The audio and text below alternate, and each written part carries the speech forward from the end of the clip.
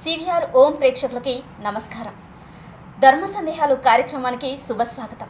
ఈరోజు మనతో పాటు విశ్రాంత ఆచార్య డాక్టర్ శ్రీమతి ఎన్ అనంతలక్ష్మి గారు ఉన్నారు. ఇక మనకు ప్రతి ఒక్క సందేహాన్ని అమ్మగారు తీరుస్తారు. నమస్కారం అమ్మ. నమస్తే తల్లి. మన కార్యక్రమంలోకి వెళ్లే ముందు ఒక మంచి శ్లోకం చదవండి. శ్రీరాఘవం దశరథాత్మజమప్రమేయం సీతాపతిం రఘుకులాన్వయరత్నదీపం ఆజానుబాహుమరవిందదళాయతాక్షం రామం నిశాచర వినాశకరం నమామి. శ్రీరామచంద్ర పరబ్రహ్మణే నమః. అమ్మ, ఇప్పుడు మీరు మాట్లాడిన మాటల్లోనే మనకు శాస్త్రీయ పరంగా కట్టు బొట్టు చెప్పారు, సాంప్రదాయ వస్త్రాధారణ అని కూడా చెప్పారు. మనం ముందుగా మాట్లాడుకున్నాం కాబట్టి ఇప్పుడు నేను మళ్ళీ అడుగుతున్నాను, అసలు ఈ కట్టు బొట్టు గురించి, గాజుల గురించి, వీటి గురించి మాకు కొంచెం వివరణ. అమ్మ, బొట్టు ఎందుకు పెట్టుకుంటాం? బొట్టు అనే మాటకి ఒక చుక్క అని కూడా అర్థం. దాన్నే పాటిస్తున్నారు చాలామంది, కనీ కనపడకుండా చుక్క పెట్టుకుని. కానీ అది ఎందుకు పెట్టుకుంటామంటే, సరిగ్గా మనం ఇక్కడో ఇక్కడో ఇక్కడో ఇక్కడో పెట్టాం, అక్కడ పెట్టుకుంటాం, కనుబొమ్మల మధ్య ఇక్కడ పెట్టుకుంటాం. ఇక్కడ కాదమ్మా, ఇది అలంకారానికి పెట్టింది మాత్రమే. ఇది ఇక్కడ, సరిగ్గా ఇక్కడ.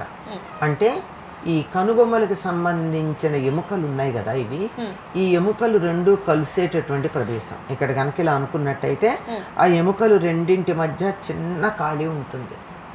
ఎవరికి వాళ్ళు ఇలా అనుకుని చూడొచ్చు. అక్కడ పెట్టుకోవాలి. అక్కడెందుకు పెట్టుకోవాలి? అది గుర్తించలేకపోతే కూడా దానికి ఒక పద్ధతి ఉంది. సరిగ్గా ముక్కు తగ్గించి స్ట్రైట్గా ఒక గీత గీయండి, కనుబొమ్మలు తగ్గించి ఇలా ఒక గీత గీయండి.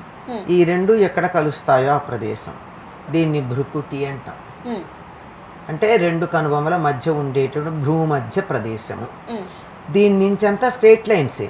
ఇక్కడి నుంచి మళ్ళీ వెనక్కి ఒక గీత గీయండి, వెనక్కి ఇలా లోపలికి. అంటే బొమ్మ బోర్డు మీద వేస్తే కనపడుతుంది బాగా. అయిన తర్వాత ఇలా మనిషి ఇలా నిటారుగా కూర్చుంటే వెన్నెముక చివరి పూస దగ్గర నుంచి ఈ పైన ఉండేటటువంటి కపాలం దాకా ఒక చక్కని గీత గీయండి, అది కూడా స్ట్రేట్ లైన్. ఈ కింద నుంచి గీసినటువంటి గీత, ఇక్కడి నుంచి గీసినటువంటి గీత ఎక్కడ కలుస్తాయో అక్కడ మనకి పీనియల్ గ్లాండ్, పిట్యూటరీ బాడీ అని చెప్పబడేటటువంటి గ్రంథులు ఉంటాయి అక్కడ బ్రెయిన్లో. మనం ఇలా బొట్టు పెట్టుకోవడం ద్వారా స్ట్రైట్ లైనే కదా, వెనక్కి వెళ్ళి అవి యాక్టివేట్ అవుతాయి. అవి యాక్టివేట్ అవ్వడం ద్వారా వాటి గురించి చాలా గొప్ప పరిశోధనలు జరుగుతూ ఉన్నాయి ఇప్పుడు. ఒకప్పుడు అవి వెస్టీజియల్ ఆర్గాన్స్ అనుకున్నారు, పనికిరాని అవయవాలు, కాలక్రమంలో నిరుపయోగమైనవి అనుకున్నారు. ఇప్పుడు వాటి మీద పరిశోధనలు జరుగుతూ అవి చాలా గొప్పగా మనకి పనికొచ్చేటటువంటి హార్మోన్లని విడుదల చేసేటటువంటి కేంద్రాలుగా చెప్పబడ్డాయి. అటువంటి వాటిని అది యాక్టివేట్ అవ్వడం అంటే ప్రచోదన చేయడం అన్నది మనం ఇక్కడ బొట్టు పెట్టుకోవడం ద్వారా జరుగుతుంది.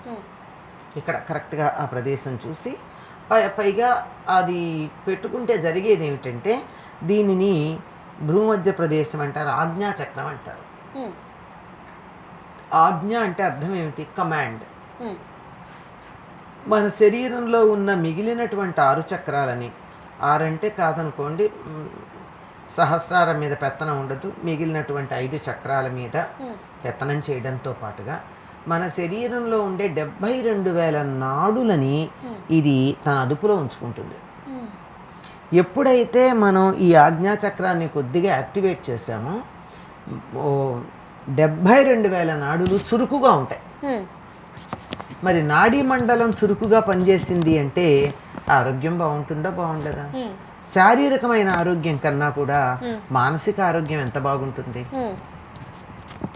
మనం అది ఎప్పుడైతే బాగుంటుందో అప్పుడు జ్ఞాపక శక్తి పెరుగుతుంది, మనం చేసేటటువంటి పని మీద శ్రద్ధ పెరుగుతుంది, మనం చేసేటటువంటిది చాలా హాయిగా సుకరంగా చేయగలుగుతాం, ఎట్లా చెయ్యాలి అనేటటువంటి విచక్షణ జ్ఞానం పెరుగుతుంది.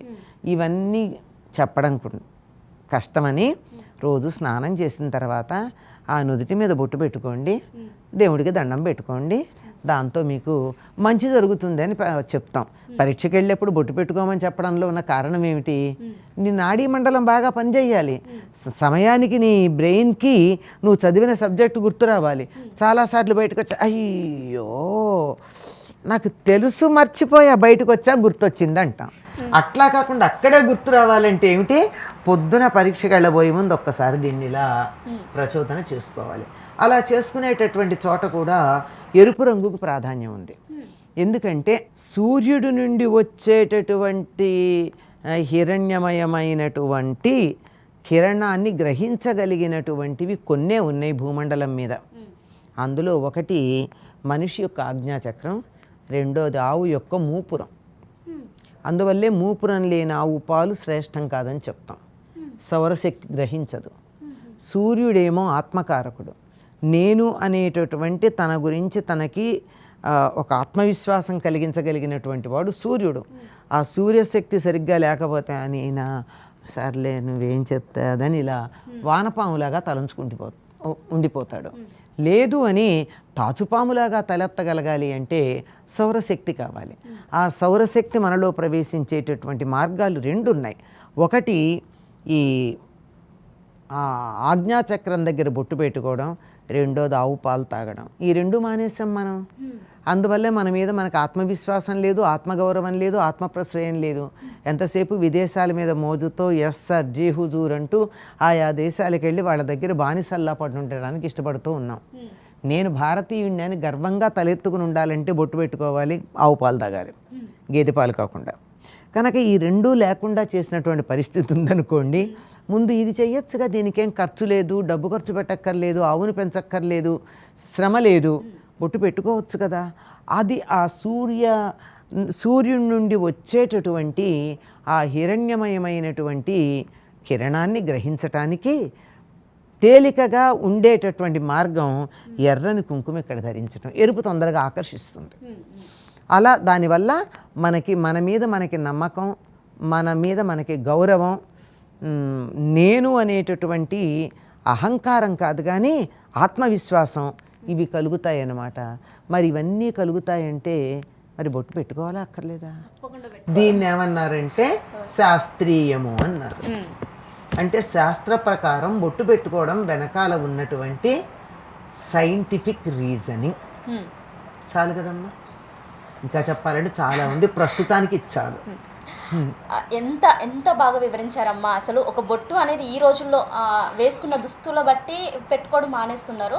అసలు 72,000 నాడులే కాకుండా మన ఆజ్ఞాచక్రం దగ్గర బొట్టు పెట్టుకోవడం వల్ల మనలో ఉన్న ఆత్మవిశ్వాసం పెరుగుతుంది, మన ఇంద్రియాల మీద మనము బలం అనేది సాధించవచ్చును అని చెప్పారు. ఇంకా శారీరకంగా మానసికంగా కూడా మనం ఆరోగ్యంగా ఉంటామని చాలా బాగా వివరించారమ్మా. చాలా కృతజ్ఞతలు మీకు అమ్మ. అదేవిధంగా మనం ఆత్మ, పరమాత్మ, పూర్ణాత్మ ఇలా వింటూ ఉంటాం. పూర్ణాత్మ ఏం లేదు అసలు ఏంటి ఈ పరమాత్మ అంటే ఏంటి అసలు? అమ్మా, ఆటమ్ అని ఇంగ్లీష్లో ఒక పదం ఉంది. కొంచెం దాన్ని గట్టిగా చెప్తే ఆత్మ. ఎందుకంటే ఒకప్పుడు ప్రపంచంలో భాషలన్నీ అందరూ ఒకే భాష మాట్లాడేవారు. రాను రాను ప్రాంతాలు విడిపోయి, రాకపోకలు తగ్గిపోయి, ఎక్కడి వాళ్ళు అక్కడే ఉండిపోయి, సరే ఇప్పుడున్నటువంటి వేర్పాటువాదాలు ఇత్యాదులన్నీ చేరి ఎక్కడికక్కడ సెటిల్ అయిపోయారు కనుక కొన్ని ముఖ్యమైనటువంటి పదాలు దరిదాపుల్లో చాలా భాషల్లో ఒకటే ఉంటాయి, కొంచెం మార్పుతో. ఉదాహరణకి మౌత్, మూతి, ఇలాంటివి చాలా ఉన్నాయి చెప్పాలంటే, ఉదాహరణకి చెప్పాను. అలాంటి వాటిల్లో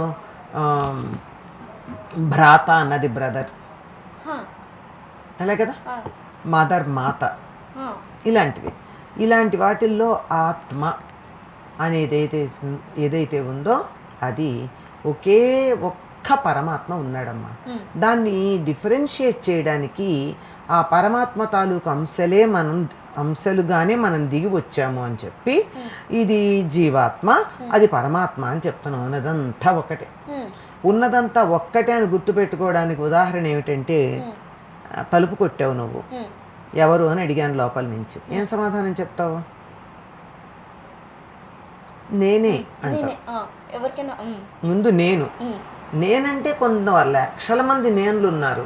ఎవరు అంటే తర్వాత నీ రోజా అని అంటావు, ముందేమంటావు నేను అంటావు అని. నేను అదే అంట, ఆయన అదే అంటారు, వారు అదే అంటారు. ప్రపంచంలో ఉన్నటువంటి సర్వ మానవులు కూడా భాష మారినా తన గురించి తాను ఏం చెప్పుకుంటాడు, నేను అని చెప్తాడు. అందరిలో నేను అనే రూపంలో భగవంతుడు ఉన్నాడు. ఈ నేనుని సంస్కృతంలో ఆత్మ అంటారు. ఆత్మ ఇంకా నేను తాను, ఆత్మే తాను.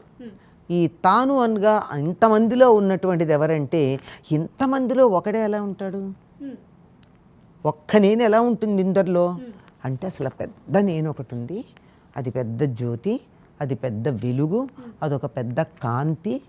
ఆ దీపం నుండి వెలిగించబడినటువంటి చిన్న చిన్న చిన్న చిన్న దీపాలు ఇవి. పరమాత్మలో నుంచి ఆత్మలు అంటున్నారా మీరు?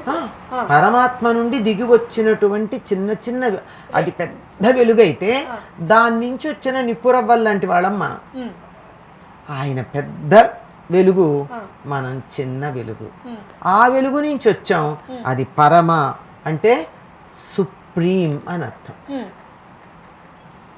ఒమేగా, దాని తర్వాత పైన చెప్పడానికి ఇంకోటి లేదు.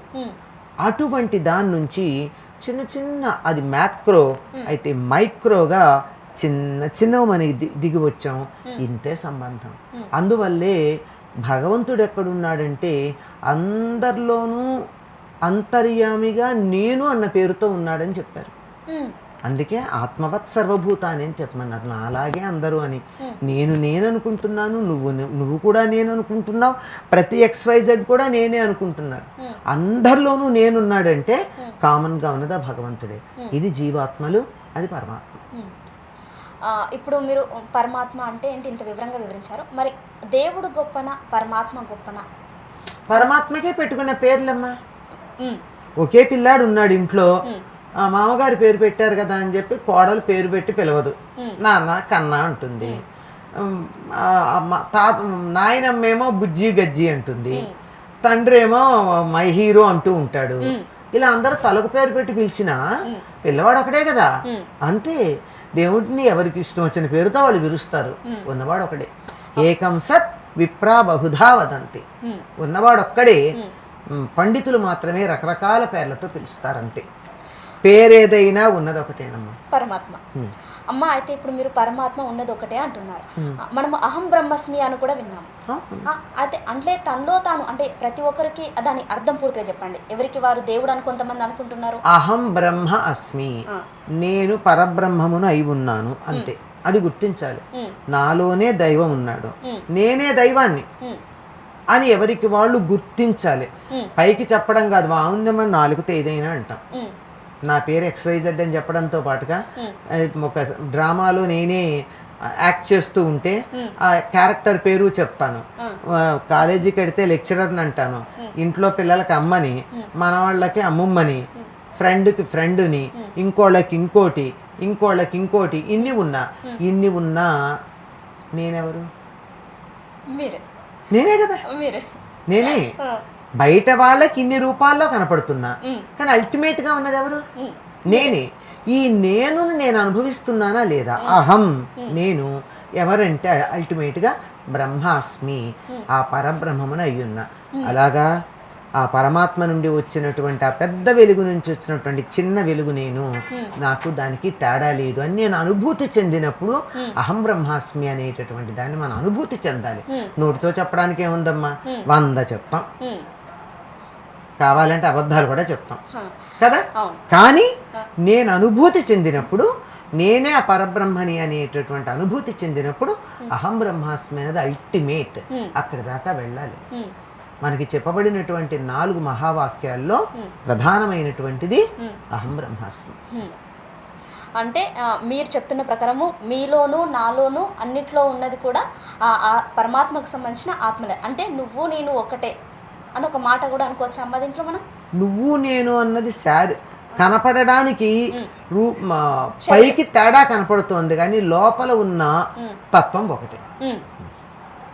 చాలా చాలా బాగా వివరించారమ్మా. ఎందుకంటే ఇప్పుడున్న రోజుల్లో నువ్వు వేరు నేను వేరు అంటే ఒకరిలో ఒకరు తెలియకుండా అహంకారం పెరిగిపోతున్న ఈ రోజుల్లో అసలు నీలోనూ నాలోనూ ఉన్నది ఆ ఆత్మే, ఆ ఆత్మ కూడా పరమాత్మ నుంచి వచ్చిన ఆత్మ అని చాలా బాగా వివరించారు అమ్మ. అదేవిధంగా ఇప్పుడు చాలామందికి ఒక సందేహం ఉంటుంది,